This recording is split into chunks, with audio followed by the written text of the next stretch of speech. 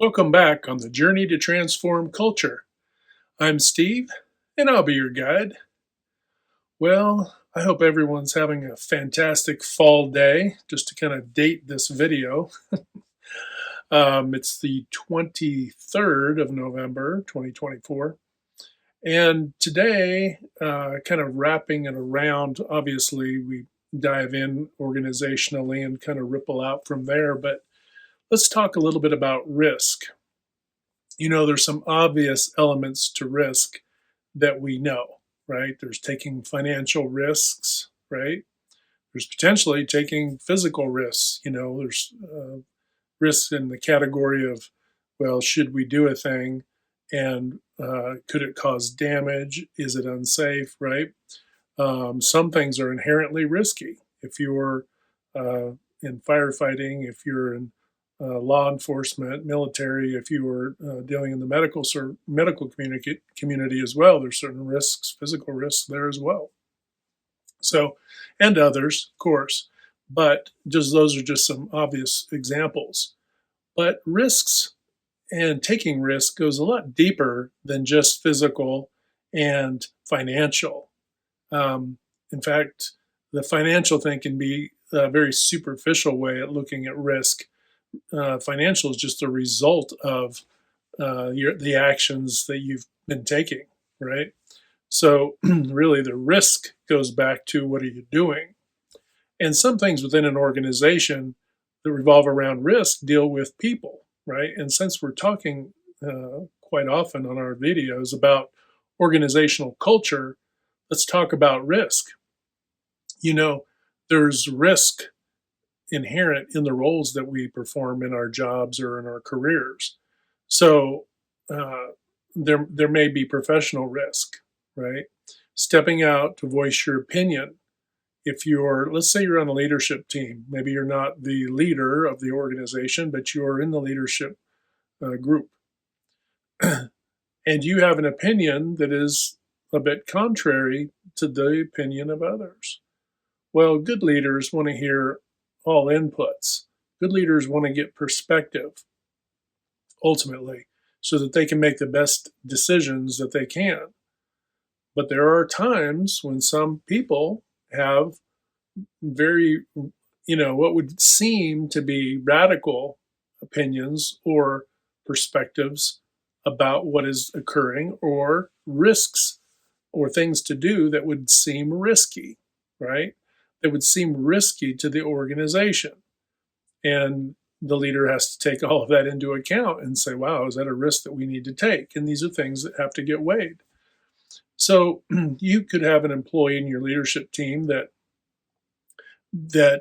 takes those kinds of risks, and you want your leadership team to feel you want those communication lines to be open. You don't want them to feel like that they're taking a risk, that they're risking their entire career on being able to contribute creatively or to object with, facts and data and or even just opinion or feeling. Because there are times when your experience can lead you to have a feeling and an intuition about something, and that gets a very little bit more difficult to figure out. But is also why we need to hear people when they communicate or when they have things to offer. We want people to take these kinds of risks. We don't want people to take safety risks, right? That's not good. We don't even want people to risk damaging equipment, or, of course, the safety thing falls into damage to people, obviously. But as in regard to equipment or that sort of thing, we don't want people to take unnecessary risk that is going to cause damage to equipment, because that's obviously going to have a rippling effect that is also financial in the end. But we want them to have the feeling inside of them to take risks in what they feel like that they can do, because in doing so and in releasing people and enabling that, what you're doing is you're opening the door to creativity that may have not been open. And you might think to yourself, well, that's just natural. That's people just do that. No, people don't. People shut up. People shut up when if they feel like their opinions or their contributions or their ideas, creative or otherwise, could be functionally to help an organization or the team at large, which helps the organization and the customer, that maybe that their little ripple won't be perceived as valuable. They People can self-judge. They can overthink what others might think of their opinion and then keep it to themselves or their perspective or their input because it isn't regarded, or if it hasn't been regarded in the past, or if they've been shut down. And this is definitely a toxic and we'll say unhealthy. It can become toxic, but we'll say this is an unhealthy reaction. It may be potentially, right? It's because we got to give everybody a chance to fail, that people weren't shut down, that an idea just didn't align with, the path that we were on. But that being said, we have to be very careful about how we communicate, the reason why we didn't take an idea. 1 second. We have to be very careful why we didn't accept an idea or a perspective, because we don't want people to be shut down. We want to be able to communicate, hey, you know what, let's hold on, let's put that in the hip pocket for now. But this is the reason why we're going to go down this path. Maybe later there'll be merit to where we can add that, whatever the case may be.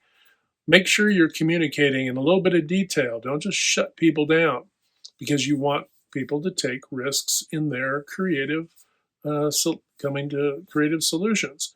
You want that. Okay, so we don't need to beat that too much harder. The reason why also too is you want vulnerability you want people to be vulnerable enough to express how they feel, think, and what their perspective is on something that you've got going on.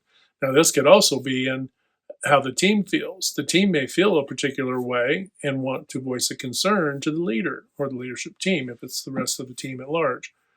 You want that as well. You want your team at large to feel comfortable to be able to communicate to the leadership team or the leader what what their perspective is, what they're feeling, what they're going through. Hey, whatever it is, because they need to be heard. If you're not hearing from your team, if you're not doing management walks, Gemba walks, you definitely need to.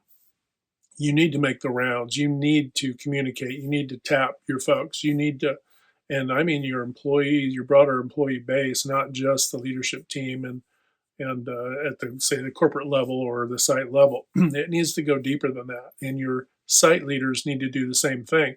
They need to go around and they need to hear from the people that work for and with them, because they need to have perspective on the challenge that they face. Potentially what they're doing, they may be taking unnecessary risks to accomplish a goal that you were completely unaware of. So people may be taking undue risks already. And this is another way to figure out, ooh, we need to fix something here. I need to get you some tools. I need to get you some this. We need to do that. We need to get a resource. We need to change our process. We need to adjust. You need to definitely make an adjustment, right? And a change.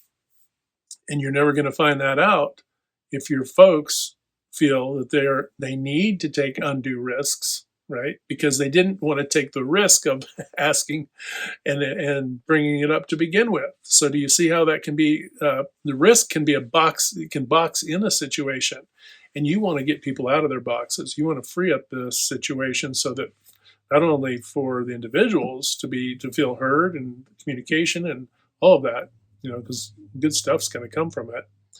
But you also want that because it's going to benefit your customer. And now let's talk about having some bravery, right? There's cowardice on one side and bravery on the other.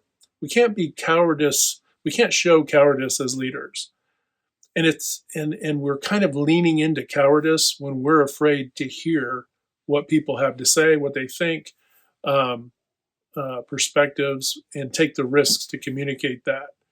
And so we need to be careful that we're brave in how we and how we enact our roles and how we empower our folks that are working for us, because it's not healthy if we're uh, ignoring people, shutting them down, avoiding them. You need to be able to be vulnerable yourself, and you need to be able to take risks, right? And it's also you need to be able to challenge yourself and say, you know what, I don't have the resources or capability or experience to figure my way through this particular situation. I might need outside help. You might need to contract some work or some consultant or whatever. There's so many different arenas and areas that this could apply, right? You may need help, and your team may say, "Hey, if you're not going to do this, let's at least get some help to get through it." And they want that help, but maybe you just don't have the background or experience to do it. And there's no harm in owning that and being vulnerable to that. And it is taking a risk. Then why is it? Because you have a fear. You have a fear potentially that your team is going to think you can't do it all. Well, I got news for you. You can't do it all. No one can do it all. This is why we have teams, right? So don't feel bad to be vulnerable in front of your team and to say, you know what, I need some input here. I'm kind of running up against it. Anybody have any ideas? Or seek outside help. And there's no harm, no foul to do so. Um, just the same way that you have specialists in the medical community to do things that your regular doctor doesn't do. Your doctor isn't going to say, "Well, I don't have all the answers, so I'm not going to." No, they're going to say, "Well, let me refer you to a specialist." Well, guess what? It's no different in any organization. It's the same thing. But where it becomes a risk now is if you don't have those capabilities and then you just take off across the desert without proper provision or proper experience to do so, and then get your whole team lost out in the middle of the desert, right? Your organization takes the hit, your team feels demoralized, and next thing you know, you've just compounded the problem. And why is that? Because you were afraid to take a risk to get a guide that knew how to get you across the desert. So, just wanted to touch a little bit today on risk. Don't be afraid to take some risk, but part of that risk is tackling your own fears, tackling and overcoming and being vulnerable to your team, overcoming yourself, your ego and your pride, right? To be vulnerable for your team and to also elicit that same behavior and expectation from them as well, because it's no better if they're withholding. That's not taking a risk. You want them to take a risk to be able to communicate, right? You want them to feel empowered, right? The converse of that. So, just want to touch a little bit today on risk. Remember, every day, hit that good domino 3 to 5 times a day to uplift, motivate, inspire, and encourage other folks. And when you do that, not only you're transforming their lives and the culture at large, but you're also transforming your own life. And that's important. Okay? Hit like, share, and subscribe. I look forward to talking to you next time. Take care and have a wonderful day.